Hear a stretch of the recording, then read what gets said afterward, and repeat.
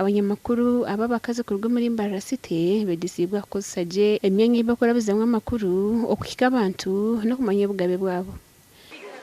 Ngaye mushimanye nti ensi gye tulimo kati eri digital tukozesa mitimbagano, so kirungi munamawulire n'amanya engeri gy'ayinza okukolamu omulimu gwe nga akozesa emitimbagano gino. At the same time ningo mulingo gugumwe twagaruka twashomesebwa kureba ngu nito twababo bushunanizibwa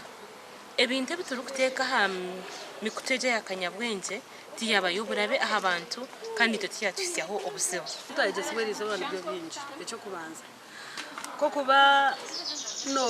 kozesa internet ori aha simu yawe ningo ine kanyabwengye yesi nebasa kubergiyo omuntu konka kandi nene yenda ngu